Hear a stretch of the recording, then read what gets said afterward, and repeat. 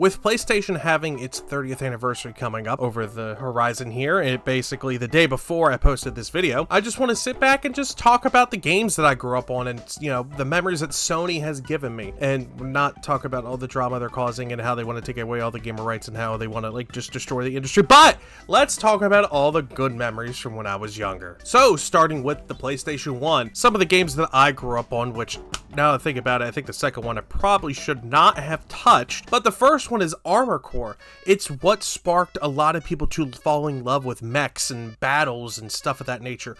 Armored Core was something that no one ever thought was possible to even be on, you know, video games and stuff, and it just ended up becoming a icon and such a cool and impressive and very memorable game that it ends up being a generational thing. I know a lot of families that still to this day have played from the first to the newest one, and they get their kids into it and they get their family and relatives into it. Armored Core is such a good and important staple, and it was for me, and you know, I played that growing up. And the other game that I really remember that was kind of a PlayStation exclusive, well, it was at least back when, you know, I was growing up, was Gex. We played Gex 3, I think, specifically on the PlayStation 1, and, you know, follows this anthropomorphic gecko going through the TV, and, you know, after getting this large amount of money, he just, you know, ends up going on these weird little adventures. And I specifically remember, like, the James Bond wannabe level.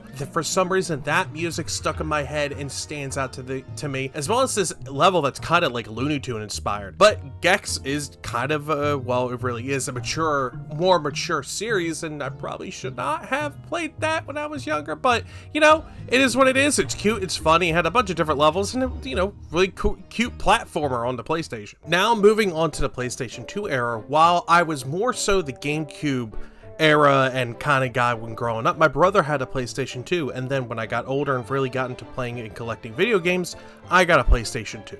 So some of the most important games that I really love from the PlayStation 2 are Sly Cooper, which is one of the best, like, thief games I've ever played. It's very funny, it's cartoonish, has a very good sense of humor even to this day. It has 4 games in the series, but the original Sly Cooper has stuck with me until this day and still is very inspirational to a lot of people making platformers and games similar to that. Same goes for Ratchet and Clank. I grew up playing this, and I believe my sense of humor has honestly come from this game. Between Captain Quark and everything that happens from the slapstick comedy to just situational stuff that ends up, you know, taking place, and just, it's overall a good game, especially with upgrading the weapons and, you know, having to actually go through and explore each level you come across. It's honestly really good, and, you know, might have been an awakening for some people now that I think about it. And then the last game, which I have preached on, and I always preach on, Persona 4.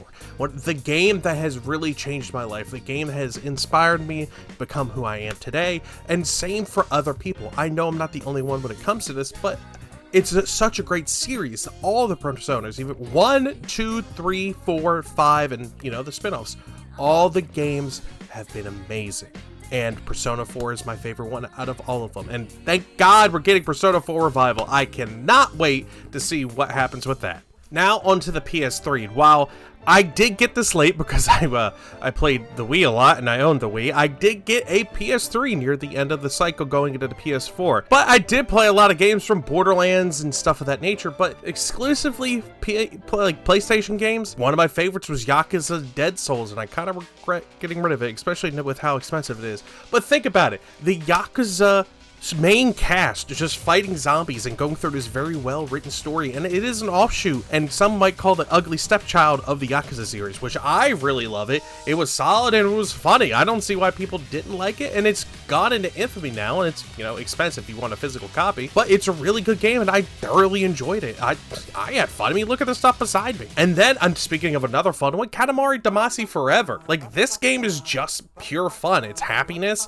it's good music that gets stuck in your head. It's just a fun, simple game where you roll up stuff and you make a big as ball as possible, and, you know, you're getting stars back, and just, you know, very simple story, but a very fun and replayable time because you have best records you can beat, all with like time trials and stuff. It's just a good game and a good series in general. And moving on to the PS4, just so you know, I'm not doing PS5. I don't own one, and I probably will never own one because, you know, when you buy a PS5 game, you don't own the game, and that's kind of the same thing for certain PS4 games, especially if it's just multiplayer stuff. But besides the point, one of my favorite games on the PS4 that was exclusive was Order 1886.